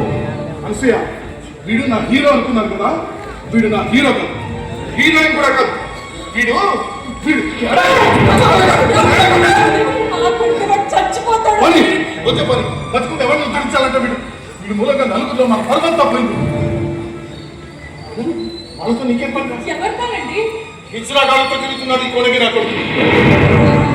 ఆయన పై ఆఫీసర్ ఇంట్లో గృహప్రవేశానికి నా కొలిక్స్తో కలిసి వెళ్ళాం. అక్కడికి ఆ తేడా గ్యాంగ్ అంతా వచ్చాం. నాన్న రభసాలు చేస్తూ వేలకు వేలు డబ్బులు ఇస్తే తప్ప కదలమని చెప్పి గొడవ చేస్తూ నిలబడ్డారు. వాళ్ళతో కలిసి వీడు మాట్లాడుతున్నాడు. అది నా కొలీగ్స్ అందరూ చూశారు. వీడివాడేంటి వాళ్ళతో కలిసి మాట్లాడుతున్నాడేంటి అని నలుగురిలో నా పరువంతా తీసుకున్నంత పనిచేశారు. కమ్యూనిటీ అంట, కమ్యూనిటీ. నువ్వు కూడా కమ్యూనిటీలో చేరిపోతావా? అనసూయ, రేపు మాకు వీడు కూడా ఆ తేడా గ్యాంగ్తో కలిసి మా ఆఫీస్ ముందుకు వచ్చి గట్టిగా అవ్వకండి, ఎవరైనా వింటే బాగోదు. ఏంటి బాబు? వీడు చేస్తుందని చుట్టుపక్కల వాళ్ళందరికీ తెలిసిపోయాయి. ఈ చెమ్మ చెక్క కబుర్లని మీ తమ్ముడు ఆల్రెడీ చాటింగ్ పై ఇచ్చేసాడు. ఇంతకాలం మన బంధువులందరూ ఫోన్ చేస్తుంటే నేను నమ్మలేదు. కానీ ఈ రోజు వాడి పాదం అంతా బయటపడింది. ఇంకా మనకి పరమంతా ఏం మిగలేదు. మన ప్రతిష్ట అంతా మంత కలిసిపోయింది.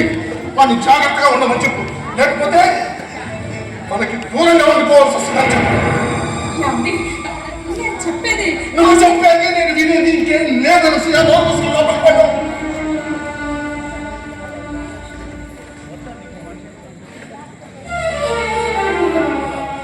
చూడు, వాడు మాత్రం ఇక్కడ ఉంటాడో లేకపోతే మనకి దూరంగా వెళ్ళి బ్రతుకుతాడో నిర్ణయించుకోవచ్చు. ఇది నా ఫైనల్ డిసిషన్.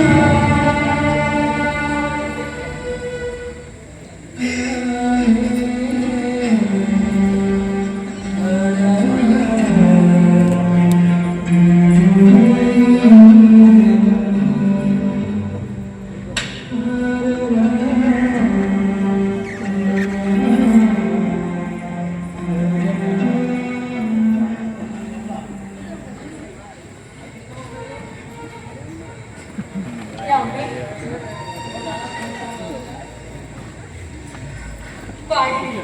వాడి బాధలు మనం కూడా అర్థం చేసుకోకపోతే ఎలా?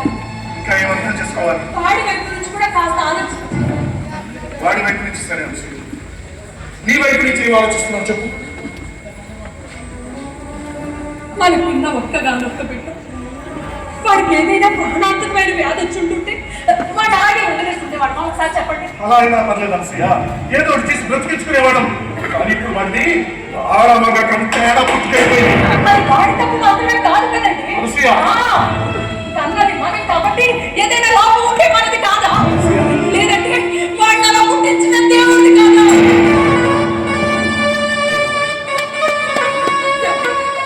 నేను ఇంకా ఒక విషయం చెప్తాను అనుకున్నాను. వాడి గురించి డాక్టర్తో మాట్లాడాను. డాక్టర్తో కూడా మాట్లాడేశావా? నువ్వు వాడితో మాట్లాడడం, ఆ విషయం నీకు తెలిసిపోవడం, దాన్ని నువ్వు డాక్టర్తో మాట్లాడేయడం అంతా అయిపోయిందనమాట. సో విషయం నీకు తెలుసు, డాక్టర్కి తెలుసు, శేషుకు తెలుసు, స్కూల్లో తెలుసు, బంధువులకు తెలుసు, బజార్లో తెలుసు, మొత్తం ప్రపంచం అంతా తెలుసు. కానీ తండ్రిగా నాకు మాత్రం తెలియదు. సమాజ్ బాగుంది నీ తల్లి ప్రేమ.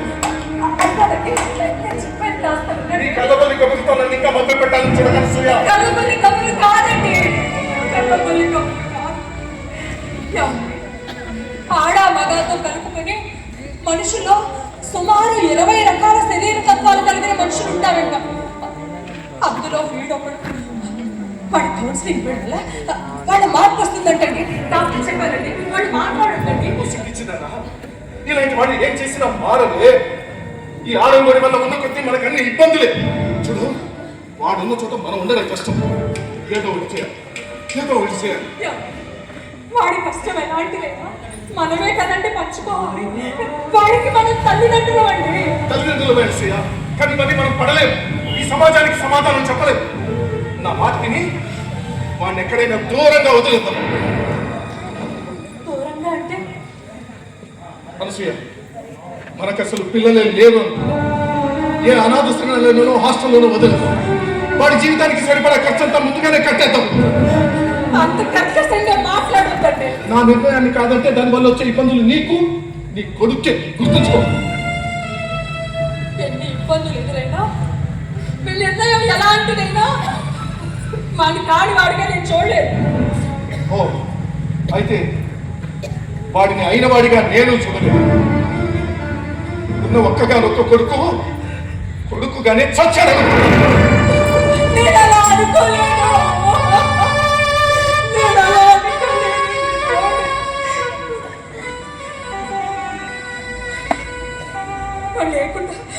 లేకుండా నేను ఉండలేను.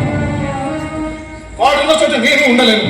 అనసూయ, ఇలాంటి జంజాటాలు వదిలించుకుంటేనే నలుగురిలో మనం కాస్త గౌరవంగా బ్రతకగలం. కానీ ఇది వదిలించుకునే అంత తేలికైన విషయం కాదండి. నవమాసాలు మోసి కానీ పెంచి పెద్ద చేసిన తల్లి ప్రేమండి. వాడు లేకుండా నేను ఉండగలను. నువ్వు ఇదే కరెక్టే. వాడు లేకుండా నేను ఉండగలను. నేను లేకుండా ఉండగలవా? అనసూయ, వాడో నేను ఏదో ఒకటి తెలుసుకో.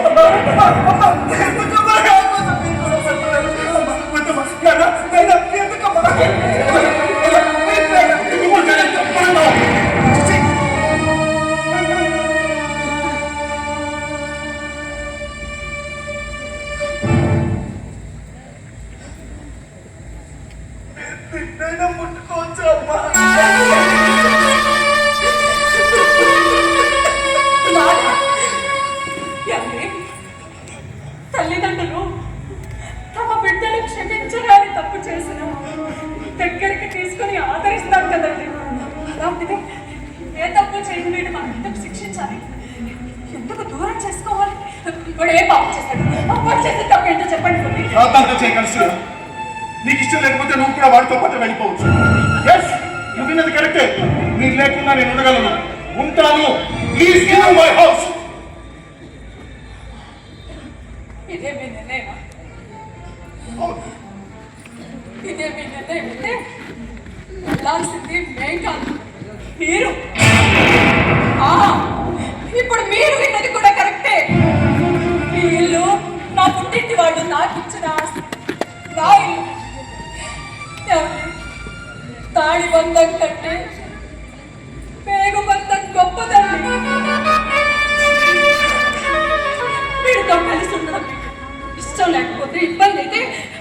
మీరే వెళ్ళిపోవచ్చు.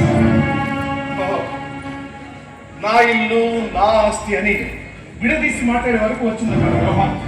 ఇంకా కాసేపు నేను ఇక్కడే ఉంటే నా మెడ పట్టి బయటికి వెళ్ళి ఆశ్చర్యపడక్కర్లేదు. ఎందుకంటే అర్థం చేసుకోకుండా ఇంకా మూర్ఖంగా వాదిస్తారు. నేనా వాదిస్తున్నది?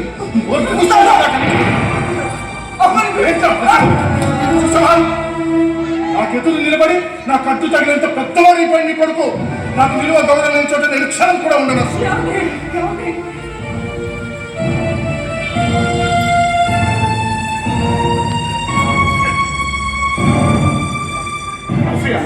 తప్పు చేస్తున్నావు. ఏదో ఒక రోజు వాడి మూలంగా నువ్వు కూడా రోడ్డును పడతావు. ఆ రోజు తప్పు తెలుసుకుని నా కాళ్ళ మీద పడి క్షమాపణ కోరే సమయం వస్తుంది. గుర్తుంచుకోండి.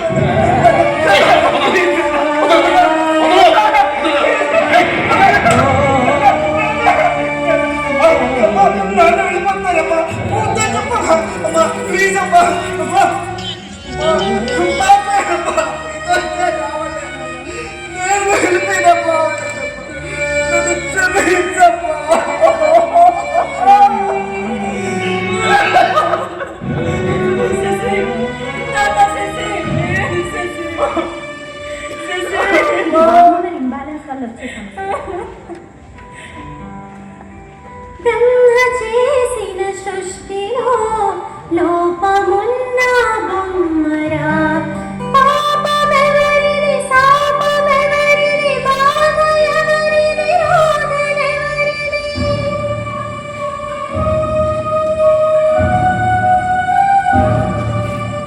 పాపమెవరిది శాపమెవరిది, బాధ ఎవరిది, రోదనెవరిది. బొమ్మరా ఇది బొమ్మరా, అమ్మ చెక్కిన బొమ్మరా, అమ్మ చెక్కిన బొమ్మరా.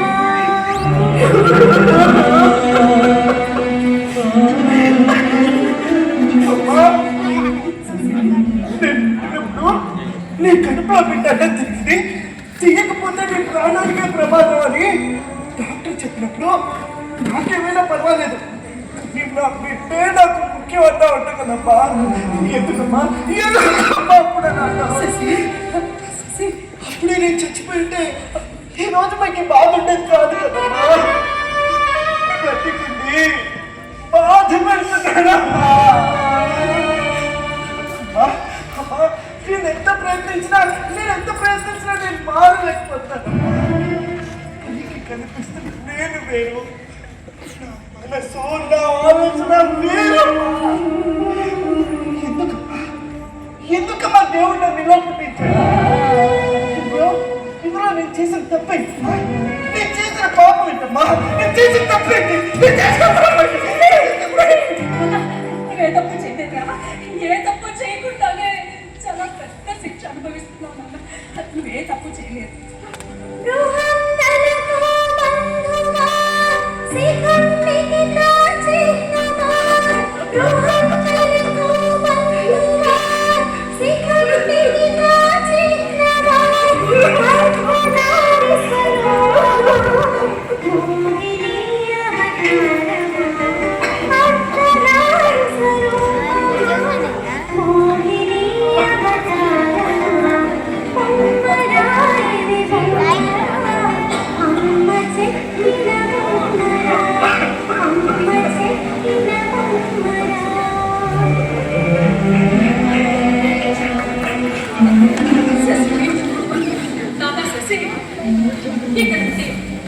నీ జీవితాన్ని నీకు నచ్చినట్టు బ్రతికేలా నీ ఇష్టానికే వదిలేద్దాం అనుకుంటున్నావు. నాకు ఇష్టం వచ్చినట్టు నేను బతకొచ్చమ్మా. నాకు ఇష్టం వచ్చినట్టు నేను వెనక్కిరించుకోవచ్చమ్మా.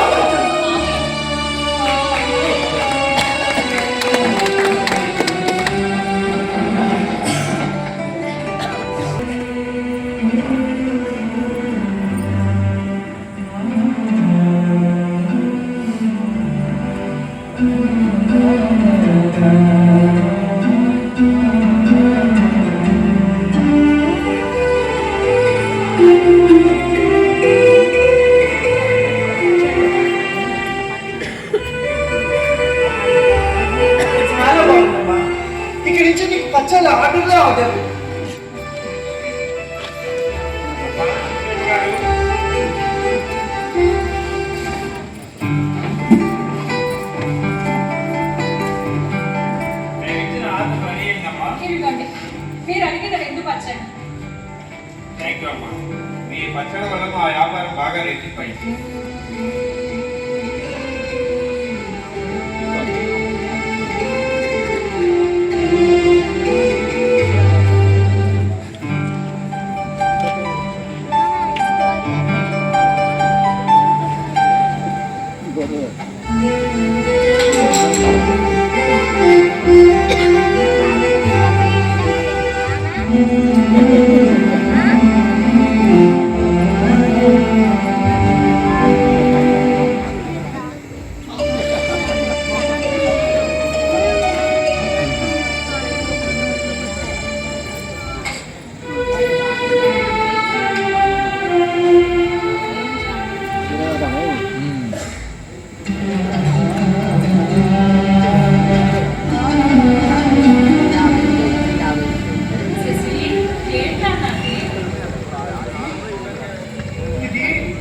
ఫ్రాన్స్కి చిహ్నమైన జెండా ఫ్రాన్స్ ఫ్లాగ్.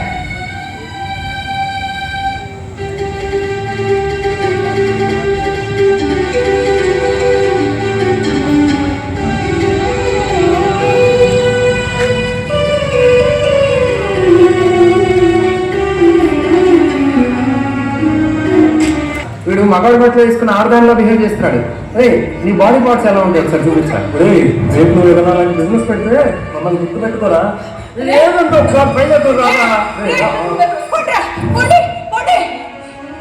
శశి జోలికి వచ్చారో నేనేం చేస్తానో నాకే తెలీదు. శశి, నాన్న శశి, ఈ అమ్మకి నువ్వు ఒక మాట ఇవ్వాలి. చెప్పమ్మా, ఏం మాట ఇవ్వాలో చెప్పమ్మా.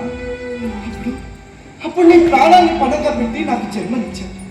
ఇప్పుడు నీ జీవితాన్ని పణంగా పెట్టి నాకు పునర్జన్మనిస్తున్నావమ్మా. చెప్పమ్మా, ఏం మాట ఇవ్వాలో చెప్పు. శశి, బాగా చదువుకుంటానని అమ్మకు మాట ఇవ్వు. నేను ఇంతకు ముందులో చదవలేకపోతున్నానమ్మా. గేలి చేసే స్నేహితులు, అదోలా చూసే జనాలు, వాళ్ళ మాటలు, చేష్టలు, చూపులు నన్ను చిక్కగా చేస్తున్నాయమ్మా. ఈ జనాలకి దూరంగా పారిపోవాలంటుందమ్మా. ఒక్కోసారి చచ్చిపోవాలని ఉందమ్మా. నేను చదవలేకపోతున్నానమ్మా.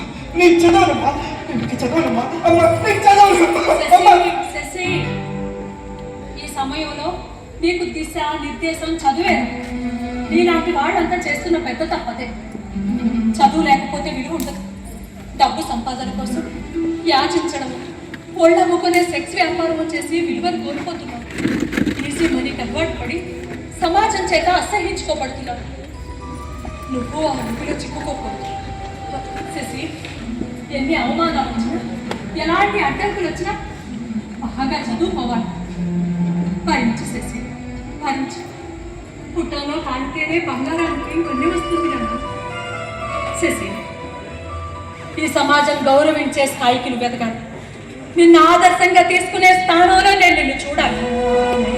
నీకు అండగా నేనుంటాను. నీ వెంట నేను తోడుంటాను శశి. శశి, అమ్మా, బాగా చదువుకుంటానని అమ్మకు మాటిస్తున్నానమ్మా.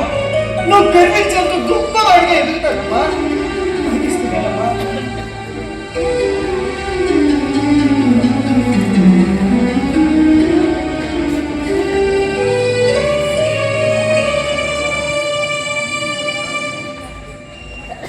అమ్మ పచ్చళ్ళు అమ్మింది, ఎన్నెన్నో కష్టాలు పడింది, శశిని చదివిస్తుంది.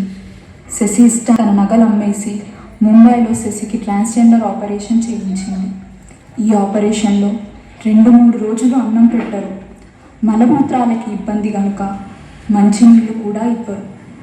ఆకలి బాధ ఒక పక్క, భరించలేనంత నొప్పులు మరొక పక్క. ఆ సమయంలో బిడ్డను హక్కున చేర్చుకొని సపర్యలు చేసింది అమ్మ.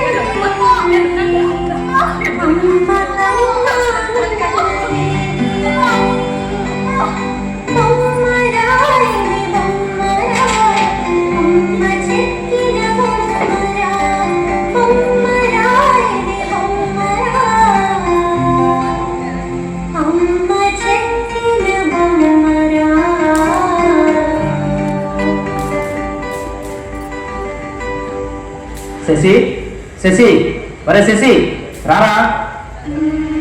నా బిడ్డను ఇక నుండి శశి అని పిలవకండి, వెన్నెల వెన్నెల అని పిలవండి.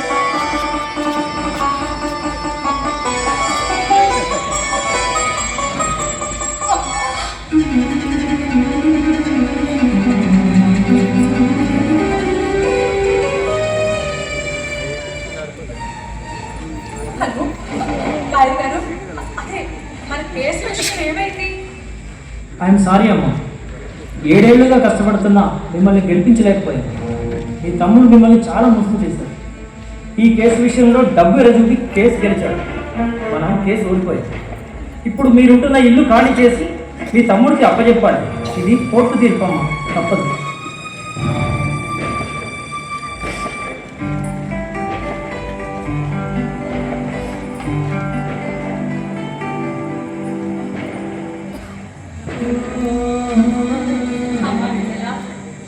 రాత్రంతా చదువుతూనే ఉన్నాం.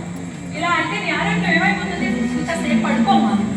లేదమ్మా, ఎల్లుండే మెయిన్ ఎగ్జామ్స్, బాగా చదవాలి. కాసేపు చదువుకొని పడుకుంటాంలే. అమ్మా వెన్నెల, నీకు ఎలాంటి సమస్య వచ్చినా, ఏ అడ్డంకి వచ్చినా నేను చూసుకుంటాను. నువ్వు మాత్రం బాగా చదువుకోవాలి, సరేనా? సరే, బాగా చదువుకోవాలి. అమ్మా ఏంటమ్మా ఇదో టెన్షన్గా కనబడుతున్నావు? అబ్బే ఏం లేదమ్మా. ఏమైందమ్మా? ఏం లేదుగా, నువ్వు చదువుకో, వెళ్ళి చదువుకోమ్మా. అమ్మా నీ బాధనే కనపడనివ్వమ్మా. నీ కష్టాన్ని నాకు తెలియకుండా పెంచుతున్నావు. పచ్చళ్ళ వ్యాపారం కోసం నలుగురు చేసే పనిని ఒక్కదానివే రాత్రి బవళ్ళు చేసేస్తున్నావు. పోనీ నేనేమైనా సాయం చేద్దామంటే నేను పడుకున్నప్పుడు చదువుకునేటప్పుడు మొత్తం పనంతా నువ్వే చేసేస్తున్నావు. నా ఫీజులు కట్టడం కోసం నువ్వు అప్పు తెచ్చావని నాకు తెలుసమ్మా.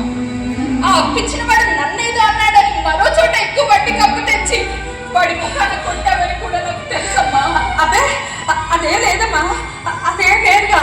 అమ్మా నాకు తెలుసమ్మా, నా మనసుకు నచ్చినట్టు నేను ఉండడానికి ఎంత నలిగిపోతున్నావో నాకు తెలుసమ్మా. తాతకి దూరం అయ్యావు, మావయ్యకి శత్రువయ్యావు, లోకానికి చేతుగా మిగిలావు, కష్టాన్ని దిగమింగావు, రక్తాన్ని దారపోసి జీవనాన్ని నడిపిస్తున్నావు. నీ కన్నీటిలో నా భవిష్యత్తును వెతుక్కుంటున్నావు కదమ్మా. పిచ్చి పిల్ల, పెద్ద పెద్ద మాటలు వచ్చేస్తున్నాయి నీకు. అయినా అదే లేదమ్మా, నువ్వు చదువు మీద దృష్టి పెట్టు. అమ్మా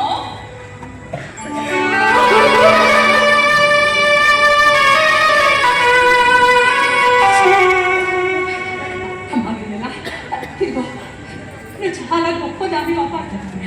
నీలాంటి వాళ్ళందరికీ నువ్వు మార్గదర్శిగా మారాలి. నాలాంటి మనుషులకి, ఈ సమాజానికి నేను ఒక ఉదాహరణగా మిగిలిపోవాలి. ఎవరమ్మా ఇలా ఆలోచించేది? ఏ పుణ్యంతోనమ్మా నేను నీకు బిడ్డనయ్యాను? ఎవరికమ్మా ఇలాంటి తల్లులుండేది? అమ్మా నీకు జన్మ జన్మలకి రుణపడి ఉంటానమ్మా. అక్క ఏమక్క బాగున్నావా? వీళ్ళు మేనలుడనాలో నాకైతే అర్థం కావడం. ఏరా శశి బాగున్నావా? నువ్వు అసలు మనిషివేనా? మమ్మల్ని ఇంత మోసం చేస్తావా? విశ్వాసంగా పడి ఉంటే కుక్కనే అన్నావు కాదు. నువ్వు గోతికాడ కాచుకున్న నక్కవి. నన్ను ఏం చేయమంటావు అక్క? నాక ఏ పని చేత కాదు. నీ మాటలో బావ మాటలో చెప్పాలంటే నేను ఎందుకు పనికిరాని పోరం గోపి ఎదగను. కానీ నాకు కూతురుంది కదక్క, దానికేమో పెళ్లి చేయాలి. పోనీ వీడికి ఇచ్చి చేద్దామా అంటే వీడేమో నా కూతురికి. అదే నీ కోడలు కాలేకపోయిన నీ మేన కూడా కక్క, దానికి ఒక దారి చూపాలి కదక్క. తప్పుడు ఇంకొక 2 రోజుల్లో దానికి ఎగ్జామ్స్. ఈ సమయంలో మమ్మల్ని ఇలా ఇబ్బంది పెట్టి రోడ్డు పాలు చేయడం నీకు భావ్యం కాదు.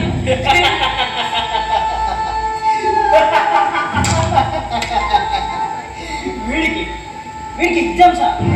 వీడి ఎగ్జామ్స్ రాసి ఎవరిని ఉద్ధరిద్దామని ఏ ఊళ్ళో వెళ్దామనక్క? ఓ పంచాయక్క వీడితో మంచి బిజినెస్ బిజినెస్ పెట్టించాక లక్షలు సంపాదిస్తాడు.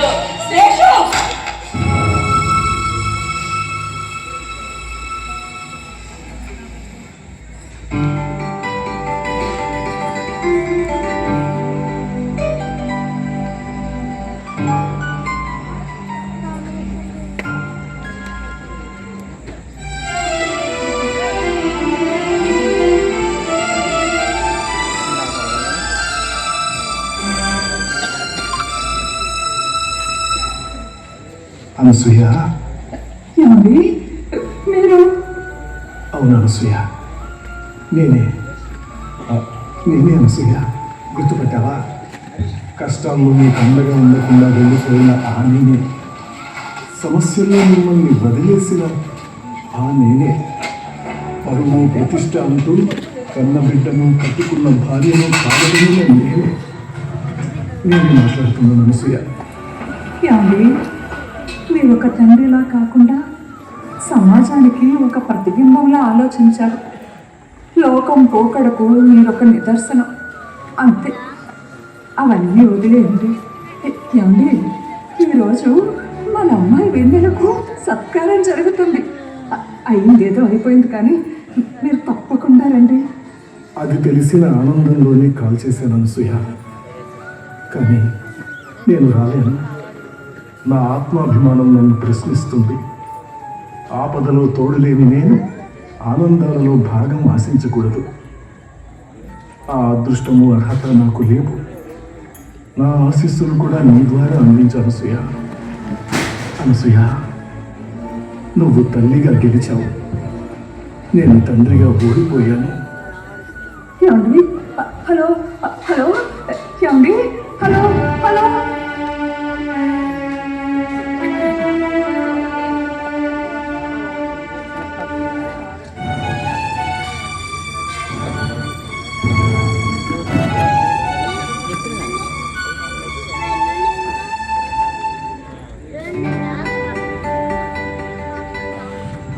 మాటల కందని త్యాగంతో నన్ను తయారు చేసింది అమ్మ.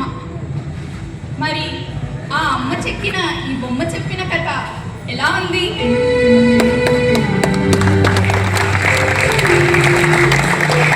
ఆ అమ్మ చెక్కిన బొమ్మను నేనే.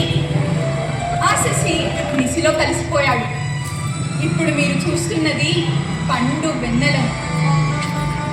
దేవుడు మాలాంటి వాళ్ళను సృష్టిస్తూ శరీరం యొక్క రూపానికి లక్షణానికి మ్యాచ్ ద ఫాలోయింగ్ విషయంలో ఫెయిల్ అవుతూ ఉంటాడు. ఆ దేవుడు చేసిన తప్పును మా అమ్మ సరిచేసింది, నన్ను సవరించింది, చక్కగా చెక్కింది. మరి ఈ బొమ్మను చెక్కిన అమ్మే కదా ఈ గౌరవానికి అర్హురాలు. సో దయచేసి అమ్మను వేదిక మీదకి అనుమతించాల్సిందిగా కార్యవర్గాన్ని కోరుకుంటున్నాను. We welcome Mrs. Anasuya Govardhan. Please come on to the dais.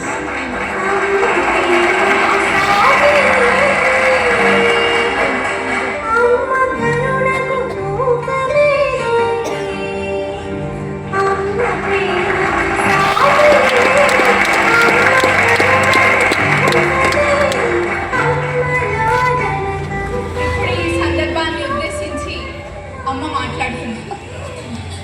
పర్లేదు, మాట్లాడమ్మా, మాట్లాడమ్మా. పెద్దలా ఇప్పుడు మెరుస్తున్న బంగారు పళ్ళెం తనకి నేను ఒక దాపుగా ఉన్నాను, అంతే. కొడుకుగా ఉంది నా శశి. ఆ రోజు అమ్మా, పైకి కనిపించే నా శరీరం వేరు, లోపలున్న అసలు నేను వేరు. పైకి కనిపించే కొడుకులా ఉండలేకపోతున్నాను, లోపలున్న కూతురుగా మారిపోవాలనుందమ్మా అని అడిగాను. ఒక తల్లిగా నేనే అర్థం చేసుకోకపోతే ఇంక సమాజం ఏం అర్థం చేసుకుంటుంది? మన నాన్నకు శశి అంటే చాలా ఇష్టం. శశిని హీరోలా చూడాలనుకున్నాను, కానీ ఇప్పుడు అంతకు మించి వెదలాగి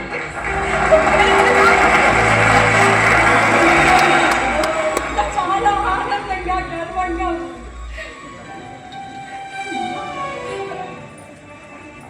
ఏ బిడ్డైనా దేశ రక్షణార్థమై ఆర్మీలో చేరతానన్నా, ఇంకే బిడ్డైనా సంఘ సంస్కృతిగా మారుతానన్నా, మరే బిడ్డ మార్గాన్ని ఎంచుకొని సన్యాసం తీసుకుంటానని దేశానికి ధర్మానికి సంఘానికి Very good. ఉపయోగపడేది నా బిడ్డ నాకు నా కుటుంబానికి ఉపయోగపడ్డాడు కదా అని కుంచుకుపోయిన మనస్తత్వంతో ఆలోచించే తల్లి లాంటి తల్లిని కాదు నేను. నా బిడ్డ ఇష్టాన్ని గౌరవించాను, అనుమతించాను, ఆదర్శంగా సాగమని ఆదర్శించాను. దాని ప్రతిఫలమే ఇప్పుడు మీరంతా చూస్తున్న ఈ సభాముఖంగా నాకొక చిన్న పిల్ల. ప్రస్తుత సమాజంలో ఎవరిని వాళ్ళ కులాల పేరుతో వాళ్ళు పిలవడం లేదు. అలా పిలవడం నేరం అంటున్నారు. కానీ ట్రాన్స్జెండర్స్ మాత్రం క్రిస్త, చెక్క, తేడ, మాడ అంటూ వాళ్ళ మనోభావాన్ని ఎందుకు దెబ్బతీస్తున్నారు? ఒకరి మనోభావాన్ని దెబ్బతీస్తే హక్కు మనకు ఎక్కడుంది? స్త్రీ లేక పురుషుడైతేనే మనుషులు.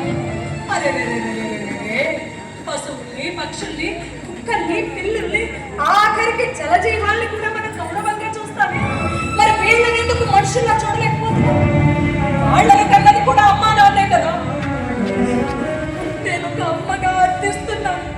దయచేసి నిఘంటువులో ఉన్న మనసు నొప్పించే పదాన్ని తొలగించమని మేధావి వర్గాన్ని కోరుకుంటున్నాను. వీళ్ళని కూడా మనుషులుగా చూడమని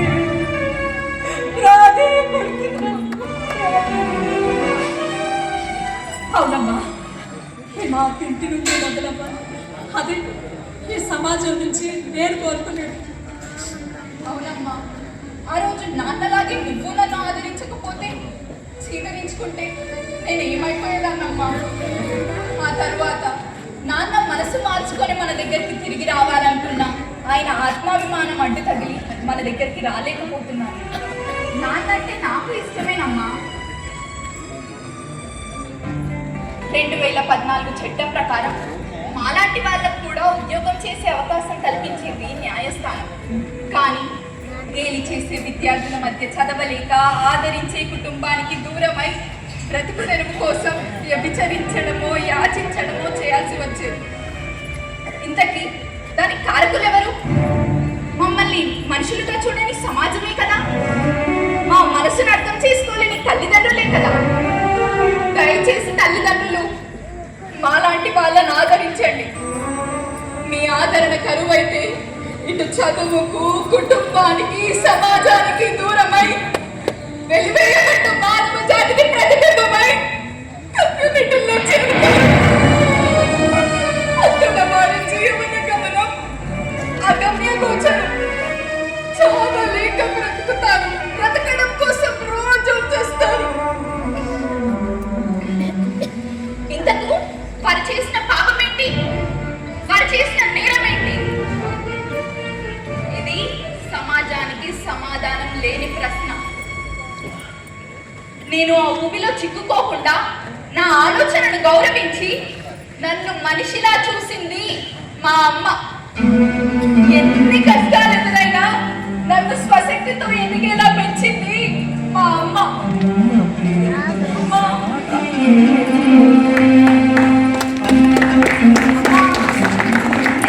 పెడుతున్నది జీవ ప్రపంచమంతా కనిపించే అమ్మకు, ఈ బొమ్మను చెక్కిన అమ్మకు.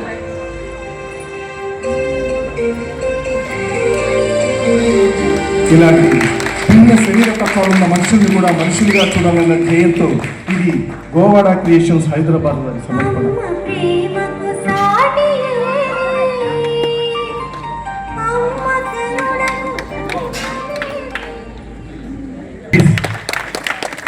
అర్ధనారీశ్వరుడు అని చెప్పి ఆ దేవుణ్ణి మొక్కేటువంటి మనమందరం కూడా ఈరోజు సమాజంలో ఆ విధంగా కనిపిస్తున్న వ్యక్తులను చూసి చీదరించుకుంటున్నాం.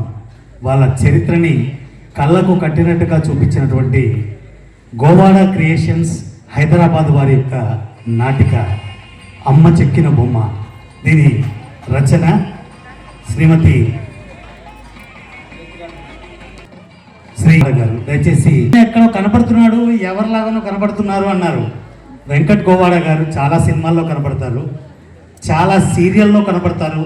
ఈ మధ్య వస్తున్నటువంటి G5 తెలుగు లక్ష్మీ రావే మా ఇంటికిలో కూడా చాలా అద్భుతమైన పాత్ర పోషిస్తున్నారు. వారు చాలా సినిమాల్లో కూడా ఉన్నారంటే ఇది చెప్పడం ఎందుకు అంటే అలాంటి వ్యక్తులు కూడా ఈ వేదికపై ఆడుతున్నారని మీకు తెలవడం కోసం చెప్తున్నాం. దయచేసి ఇక్కడ నాన్న చిన్నోడు చిన్న ఒకసారి అందరు కలెక్ట్.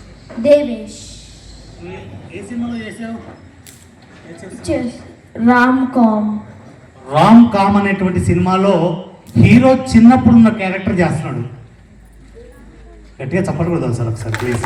అంటే ఎలాంటి వ్యక్తులు ఈ వేదిక మీద ఆడుతున్నారు చైతన్య కళా సమాఖ్య వేదిక మీద ఒకసారి మీకు తెలవడం కోసం చెప్తున్నా. ఇది చెప్పొద్దు, కాంపిటీషన్లో ఇట్లాంటివి చెప్పొద్దు. అయినప్పటికీ కూడా కొంచెం సడలింపు చేసుకొని చెప్తున్నాను, దయచేసి ఏమనుకోవద్దు. న్యాయ నిర్ణేతలకి ఒక్కసారి విన్నపించుకుంటున్నాం. అదేవిధంగా మిత్రుడు నిఖిల్ గారు, సురభి నిఖిల్ గారు, జమునా రాయల్ గారు అని చెప్పేసి సుప్రసిద్ధ నటీమణి, వారి యొక్క మనవడు. ఒక్కసారి గట్టిగా చెప్పులు కొడదాం, ఎందుకంటే ఎట్లాంటి వ్యక్తులు ఈ వేదిక మీద ఆడుతున్నారు మీకు తెలవడం కోసం. దయచేసి ఆ డైరెక్టర్ గారిని సత్కరించవలసిందిగా డాక్టర్ సుంకరణి నాగవాణి గారిని కోరుతూ, అదేవిధంగా ఈనాటి రాజు గారు, శ్రీకేతన చైతన్య కళ సహన,